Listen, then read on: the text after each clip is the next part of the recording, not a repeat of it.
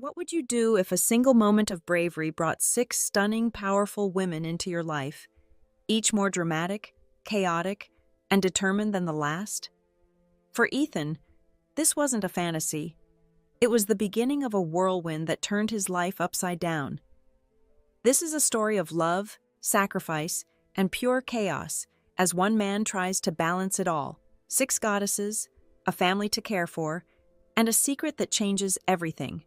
If you're ready for a roller coaster of emotions, hit like, share this story with someone who'd love it, and subscribe for more unforgettable tales. Let's jump in. Time is a currency I've learned to spend wisely. My name is Ethan, and I've mastered the art of stretching minutes into hours, all while juggling the impossible task of pursuing six goddesses and caring for my ailing mother. Each tick of the clock is a reminder of both my mother's fading health and my relentless chase of these seemingly unreachable women who view me as nothing more than an amusing distraction in their privileged lives. The first goddess, Sophia, was the epitome of old money sophistication. Her family's empire of luxury hotels stretched across continents like a glittering constellation, yet she maintained her position as the top student in our university. To catch her eye, I transformed myself into a Renaissance man, mastering 8 foreign languages until they flowed from my tongue like water, conquering 17 musical instruments until my fingers could dance across any melody, and accumulating 58 certificates that covered my walls like wallpaper. I even learned to operate heavy machinery, because in my mind, no skill was too obscure if it meant closing the distance between us. On her birthday, I orchestrated what I thought would be my masterpiece. The grand piano waited in the corner of her family's ballroom, its keys gleaming with promise. The symphony I played was perfect, each note carrying years of practice and devotion. When I saw tears glistening in her eyes, my heart soared, only to plummet moments later as she hurled a leather-bound book at my head. "Do you think those tears were for you?" she spat, her voice dripping with disdain. "I was thinking about someone else. How dare you play this piece?" Her words cut deeper than the corner of the book that had grazed my temple. "It's okay," I managed, swallowing my pride and the metallic taste of humiliation. "Even if I'm just a stand-in for someone else, I'm happy to have moved you at all." The lie tasted bitter on my tongue. She tossed her ponytail, the gesture dismissive as a queen banishing a peasant. "This piano is contaminated now. Have it removed." As she walked away, her heels clicked against the marble floor like a judge's gavel pronouncing sentence. Later that week, I sold the piano to a second-hand dealer for $47,000. The money would help with my mother's medical bills, I reasoned, trying to find purpose in the pain. The second goddess, Lily, was as different from Sophia as dawn from dusk. Where Sophia was ice, Lily was fire, a social butterfly who flitted from relationship to relationship with the attention span of a hummingbird. Her boyfriends came and went like seasons, and I was there through all of them, carrying her shopping bags, covering for her school absences, even nursing her ex-boyfriends back to health when they fell ill. I became everyone's confidant, the loyal friend who never asked for anything in return. Her exes would pat me on the back, making empty promises. "You're such a good guy, Ethan. When we break up, I'll put in a good word for you." But Lily's heart remained as elusive as ever. She claimed to be saving her first kiss for her true love, advising me to abandon my pursuit with a casualness that felt like twisting a knife. My response was to double down on my devotion, which only served to anger her. "Do you think this is a game to me?" she demanded one day, her eyes flashing. "No, I'm serious about you," I stammered, my face burning. "That's not what I meant," she snapped. "I'm the one playing games with you, you idiot." My embarrassment deepened as I waved my hands frantically. No, don't say such things. Although, if you wanted to try something..." The words tumbled out before I could stop them. She studied me for a long moment, her expression softening into something almost like pity. "Ethan, you're a good person. Thank you for seeing me for who I am." Then her face hardened again. But damn it, don't you get tired of texting me every single day? I'm sorry, I offered weakly. I can stop if it bothers you. It's fine, she sighed. You're a good person, and I don't mind what you do. But we're just too different. We can only ever be friends. She paused, twisting the knife one final time. And stop acting so proud of your achievements. I already have someone I love. It's you, she whispered, her voice cracking. Please stop looking for me. I can't take it anymore. If this continues, I'll die. Her melodrama might have been touching if I hadn't heard similar performances before. Do you really want to die because of me? I asked, watching tears streak her mascara.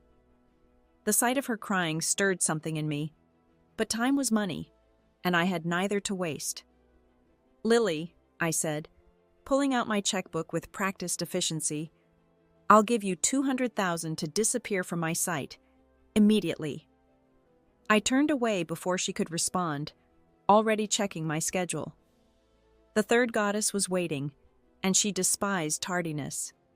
Olivia, the third goddess, was everything a CEO should be, power-dressed in a black suit that probably cost more than my monthly income, stockings that whispered against each other as she crossed her legs, and heels that could pierce hearts as effectively as they clicked against her marble office floor. Her eyes fell on me with the cold calculation of someone appraising livestock. She gestured to a school uniform laid out on her desk like some twisted offering. "Put it on," she commanded, her voice brooking no argument. I knew her peculiar preferences by now. This wasn't the first time I'd been her living dress-up doll. But even after I changed, she studied me with dissatisfaction etched in her perfect features. A snap of her manicured fingers brought an assistant scurrying in with a bucket of water, which was promptly emptied over my head.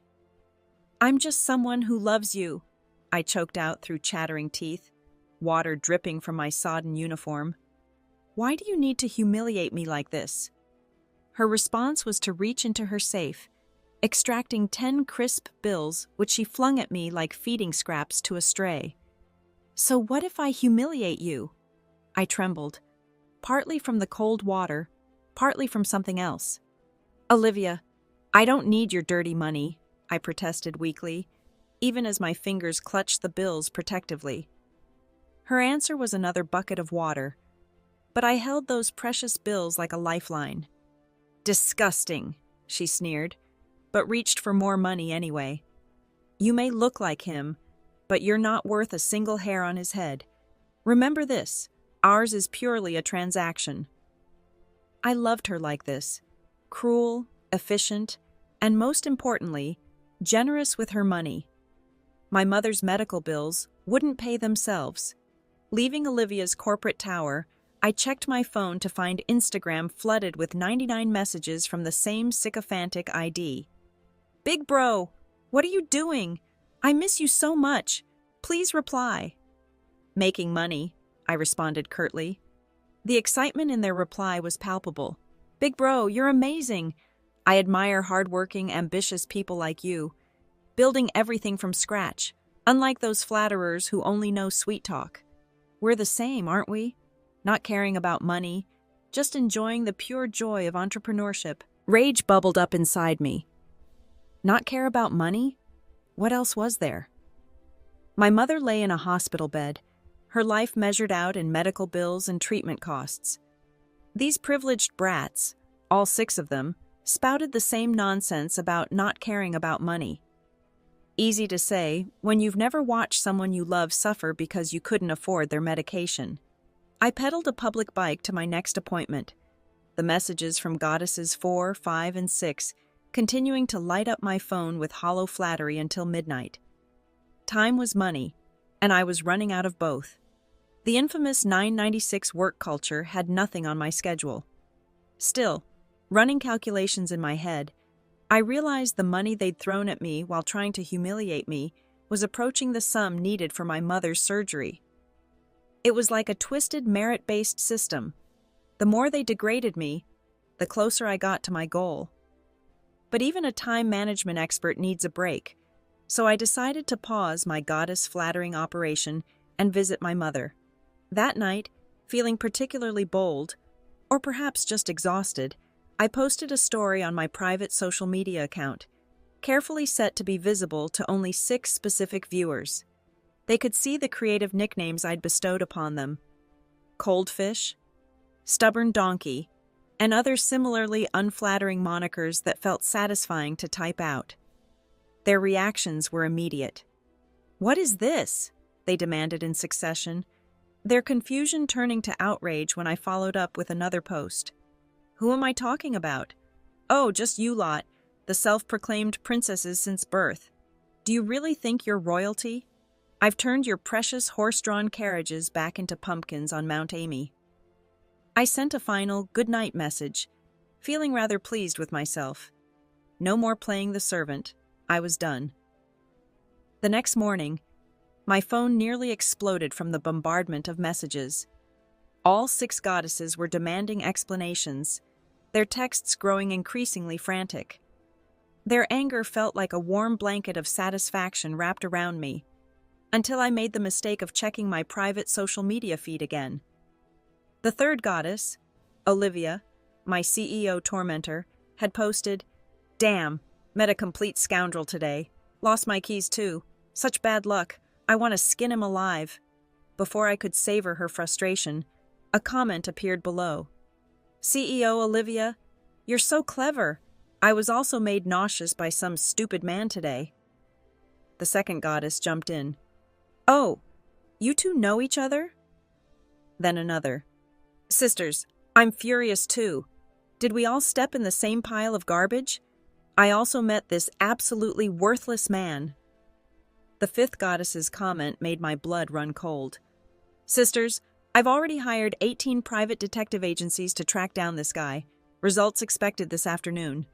Sophia's response sent a chill down my spine. "Really? Oh my God. I know those agencies. Sister, share their contacts immediately. Today I'm going to skin him myself and sell him to Thailand for gender reassignment surgery."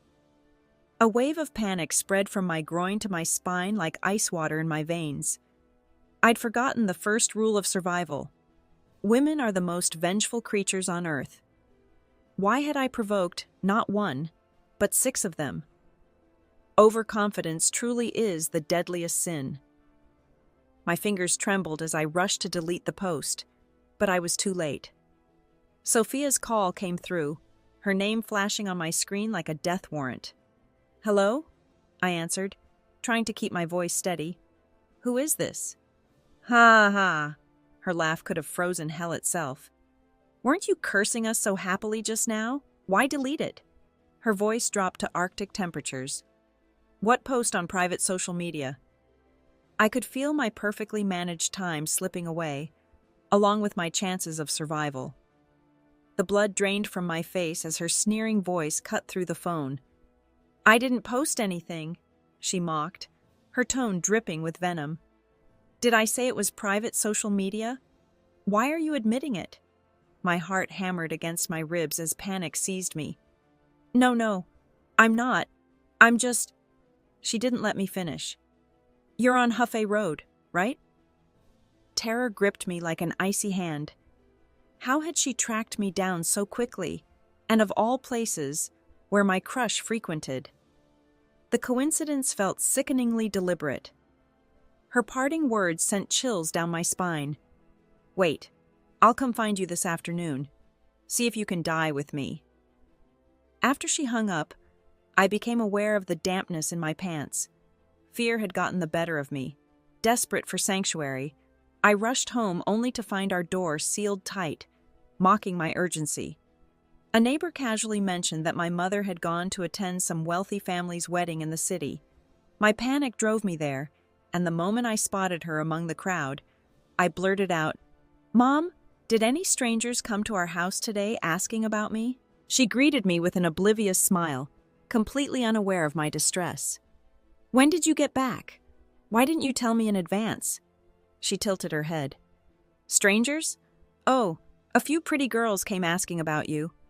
Before she could continue, Raucous laughter erupted nearby, cutting through the elegant atmosphere of the wedding venue like a knife. "Oh, you're so capable," someone jeered. "Several beautiful girls came looking for you." Others joined the cruel chorus. "What's this? I heard your son was fired from his company. He's almost 30. No house, no car, no wife. What do kids call it nowadays? A beggar in tattered clothes. How could any girl be interested in him?" My mother's sigh carried the weight of years of disappointment. "I don't want to pressure you," she said softly, though her words pressed heavily on my shoulders. "But you're almost 30. You should find a partner. I don't expect you to find a beautiful girl, just someone stable and safe. That would be enough to put my mind at ease." My cousin Victor's voice sliced through the moment. "Oh, Tranhok Ba, why are you alone today? Your mother says you have several girlfriends. Where are they?" Besides him stood Quinn, the school beauty I had pined for throughout high school. 3 years of unrequited longing crashed into me in an instant, then ebbed away just as quickly. She was like a beloved childhood toy found in an attic, once precious, now just a relic of the past. Victor's arm snaked around Quinn's waist as he sneered. "Call them here. Even if you two will never get to eat in a place like this in your lifetime, I won't begrudge you a pair of chairs." His eyes glittered with malice. "Why so shy? We're lying too much. Your mouth is crooked. Are you scared?" "I'm scared," I whispered, the words escaping before I could stop them. "I can't sit here. I have work to do." The silence that followed felt like the calm before a storm. Then came the explosion of laughter, more cruel than before. "Damn, don't brag," Victor spat. "I'm giving you a chance to eat here. You're lucky. Still pretending to be busy? A poor wretch like you. Just keep dreaming." "Quinn," Victor's voice carried a hint of theatrical malice. "Do you remember our third-year high school graduation?" Quinn's gaze swept over me with glacial indifference. I knew what was coming. Victor, who had once cowered beneath my shadow in high school, had finally found his moment for revenge. The tables had turned, and he was savoring every second. He launched into the story with theatrical relish. After the college entrance exam, Victor wrote a love letter pretending to be Quinn and slipped it into this fool's bag. His laughter echoed through the hall. This idiot actually believed it. He ambushed Quinn and made a complete spectacle of himself. His voice rose in mock romanticism. "Quinn, I've actually liked you for 3 years. He even had the audacity to recite poetry. I only hope your heart is like mine, surely not betraying my longing. Quinn, I love you." My teenage dreams, once held so precious, were being trampled into dust beneath their expensive shoes. Quinn shoved Victor aside, her face twisting with disgust. "Enough. Stop talking. The whole school witnessed that humiliation. Being confessed to by a scoundrel like this?" She shuddered visibly. "Disgusting." Victor, drunk on his moment of triumph, snatched my phone. Quick, call your girlfriend here. Let's see these beautiful admirers of yours." His voice dripped with sarcasm. Then everything changed. A familiar voice thundered from the doorway, and the mockery burning in my chest instantly froze into pure terror. My body went rigid as I turned toward the sound. There stood Daisy, the fourth goddess, but she wasn't alone. Behind her loomed a phalanx of men in black suits and sunglasses, looking like they'd just stepped out of an underground fighting ring. "Ethan, you damn scoundrel!" Daisy's rage made her ponytails quiver as her eyes took in the wedding decorations. "You dare hide from me and get married?" The accusation hung in the air like a blade. I stood there, dumbfounded. Marriage? The absurdity of her conclusion might have been funny if it weren't so terrifying. Before I could form a coherent response, Daisy's small frame vibrated with fury. Her short legs, now flushed red with anger, stamped the ground repeatedly as her arms windmilled in violent gestures. "Smash this scoundrel's wedding for me!" Her command was a battle cry. Her suited enforcers moved with cold efficiency. When Victor attempted to intervene, protesting, "No, no, this is clearly my wedding," a casual backhand from one of the men sent him sprawling. What followed was pure chaos. Tables overturned, dishes shattered, guests scattered like leaves in a storm. The elegant wedding venue transformed into a battlefield, filled with screams and the sound of breaking glass. Reality finally clicked into place in my stunned brain. She thought I'd broken free from my role as her devoted follower and married someone else. "No, sister," I tried to explain, my voice barely audible above the mayhem. "You don't even like me. You shouldn't be this angry, even if I did get married."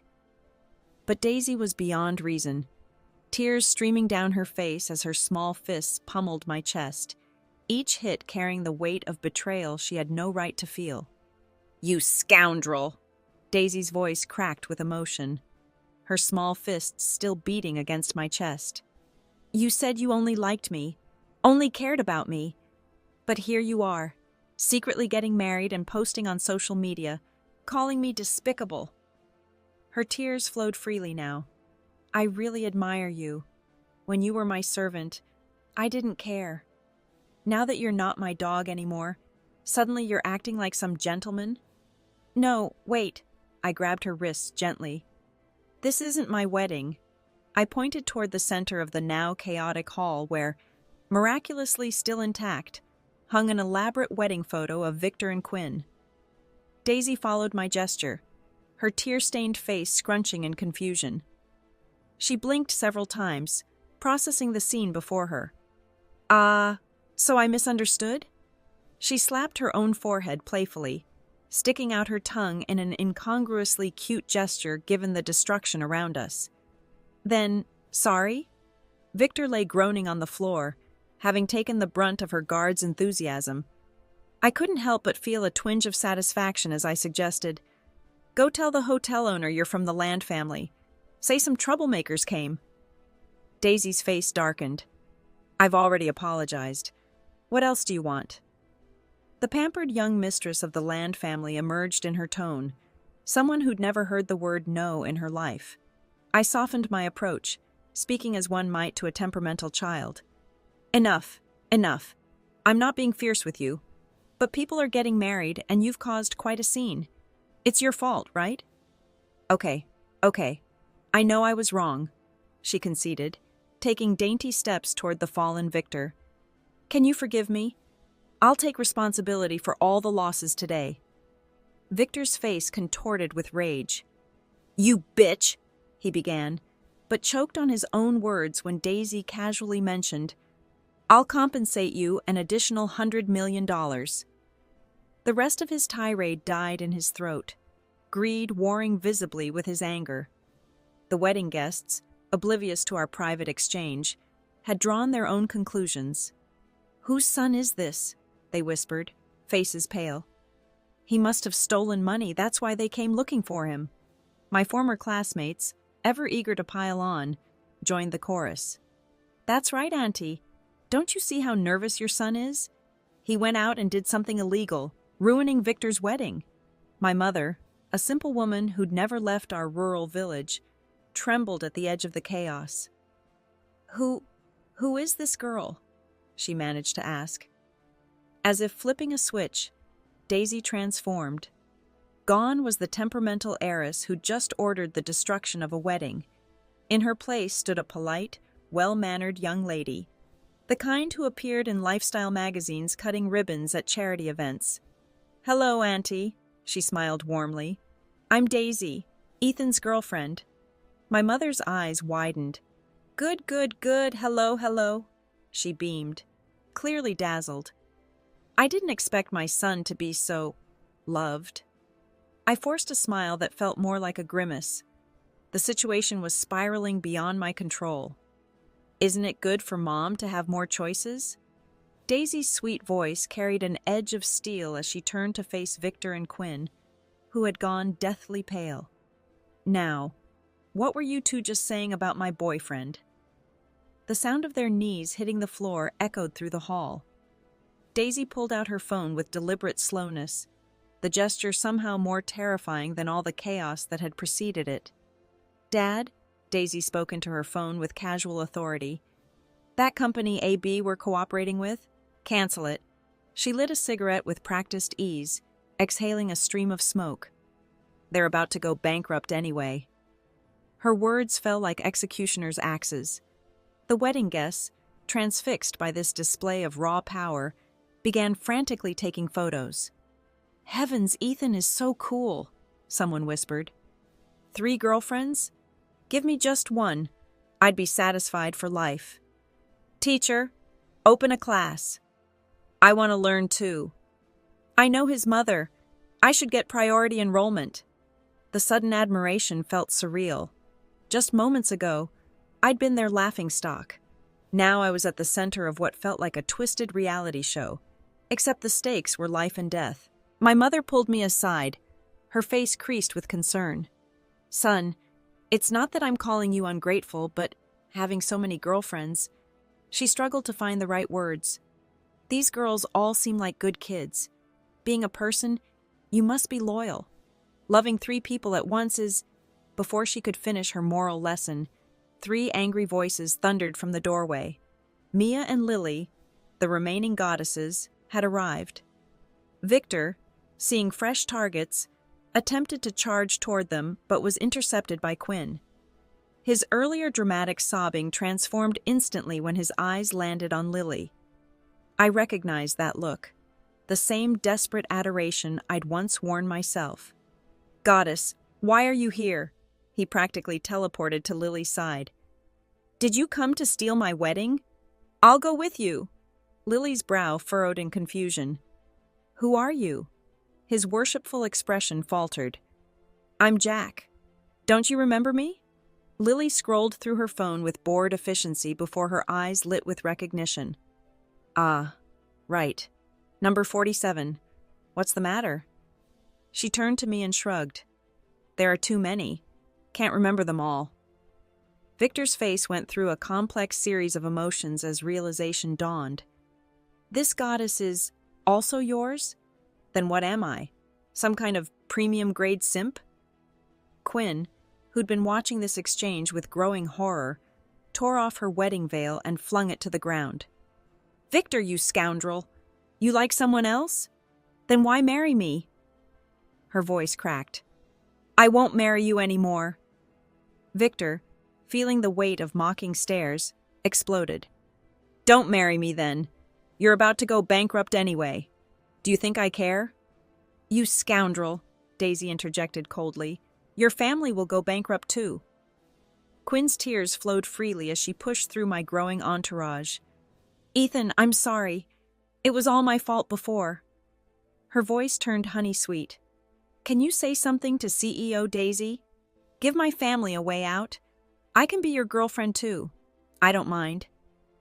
Looking at her tear-stained face, I remembered her cruel mockery from earlier.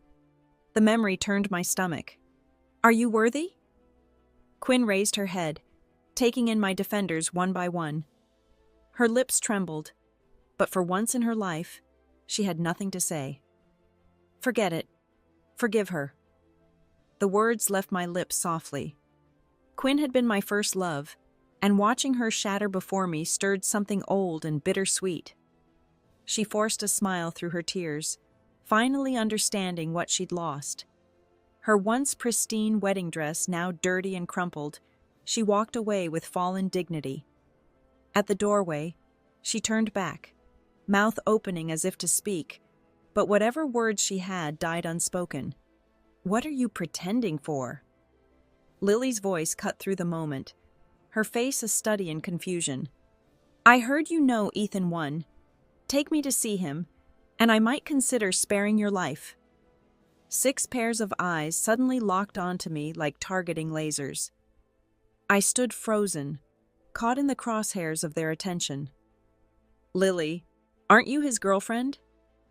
Victor's voice carried a dawning realization as his gaze bounced between us. A cruel smile spread across his face. "Ha! You all came here looking for Ethan 1? You've been deceived by him." I lunged to silence him, but too late. "He is Ethan 1. That time he wasn't lying to any of you." The words tumbled out of Victor like a confession. He worked part-time at that restaurant by Long Lake in high school. Always used that name, right? Daisy's large eyes welled with tears. "Are you really my Ethan one?" The memories flooded back, crystal clear after 12 years. "Yes, I'm the one who saved you all from that lake." My voice softened with the weight of remembrance. "It was during my senior year summer. I was working the night shift when I saw a luxury car plunge into the water. I didn't think, I just jumped in." The scene played out in my mind like an old film. "There were 6 of you. I performed CPR until I nearly passed out myself. Then I left. I had work to finish. Who had time to stick around?" A bitter laugh escaped me. The next day, my boss said 6 girls came asking for my name, wanted my Instagram. I thought you might want money, so I told him to say I didn't exist and quit.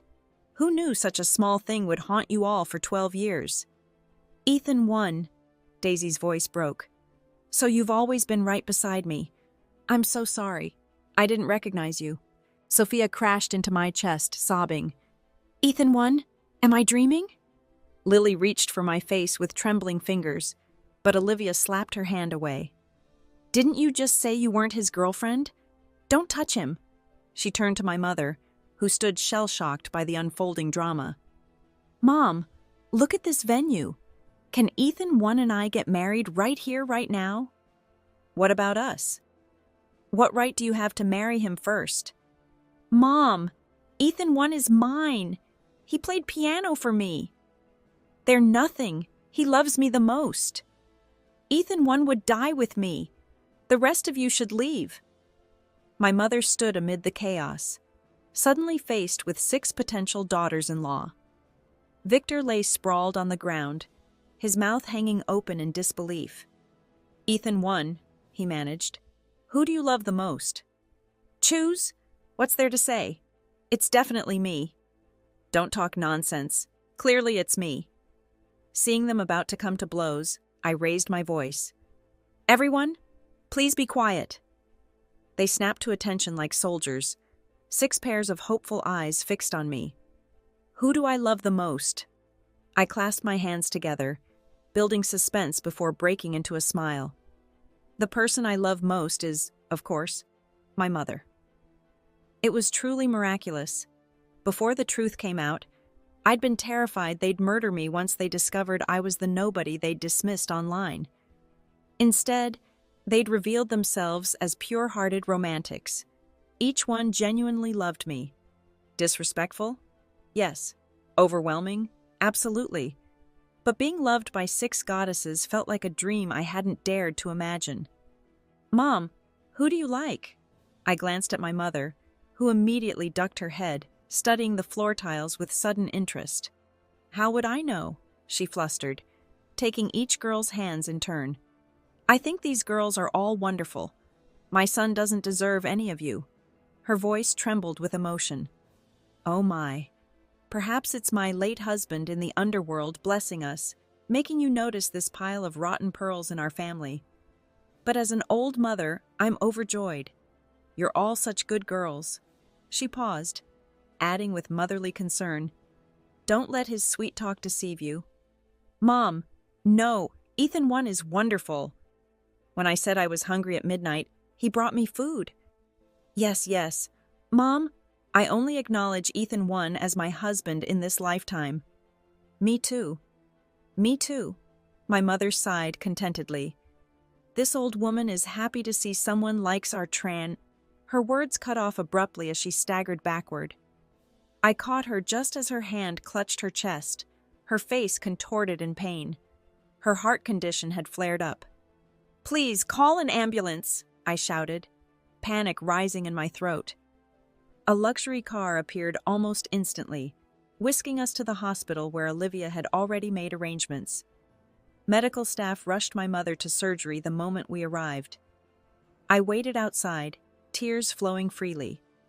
After an eternity of half a day, we received the blessed news: my mother was safe. In the days that followed, the 6 goddesses created a rotation schedule, each taking turns caring for her. Sundays became a gathering, all of them working together to lift my mother's spirits. One day my mother pulled me aside.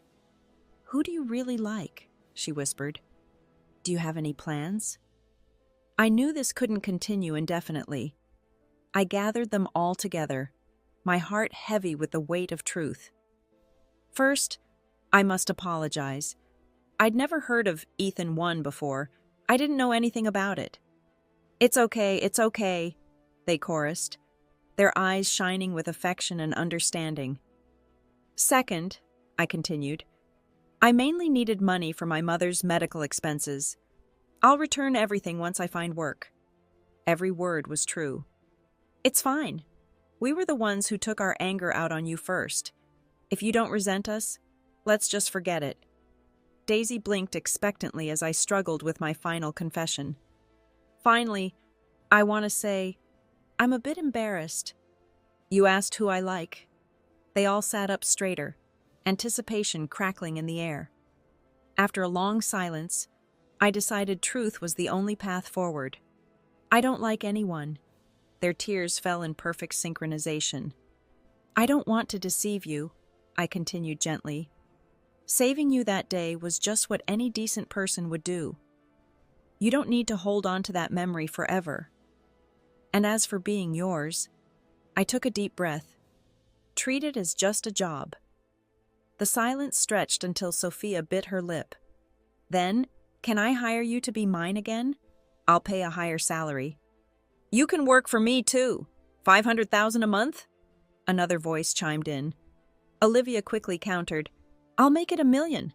I've broken up with dozens of boyfriends, but you're the only one I truly love. Lily wiped her tears with delicate fingers. Listen to me, I said softly. When my father was alive, he always taught me to be honest. I've learned so much from the job you gave me, but I paused, gathering courage. I plan to get a teaching certificate like my father and return to the village to teach. After he passed, no teacher would come here.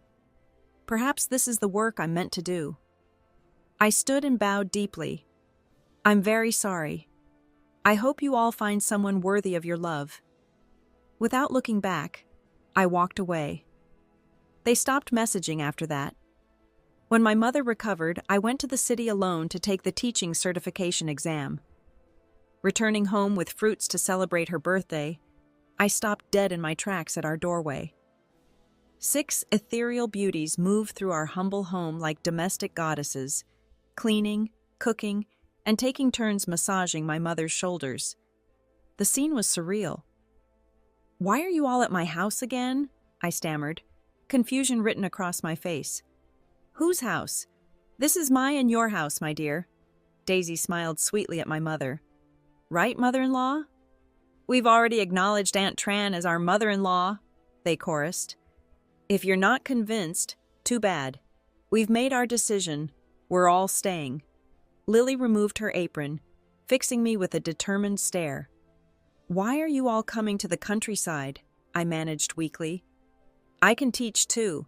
I graduated from Harvard. Think I can manage? Sophia rolled her eyes playfully. The International Foundation will build 100 free elementary schools for this village, Olivia announced, hanging up her phone with a satisfied smile. I stood dumbfounded. What is happening? Their voices merged into one joyful chorus.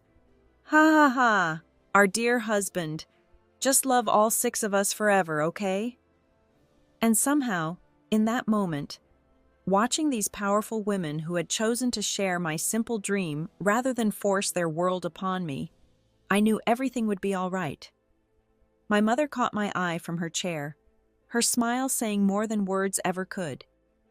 Sometimes the greatest love stories aren't about finding the perfect person, but about perfect people finding you, even when you're not looking.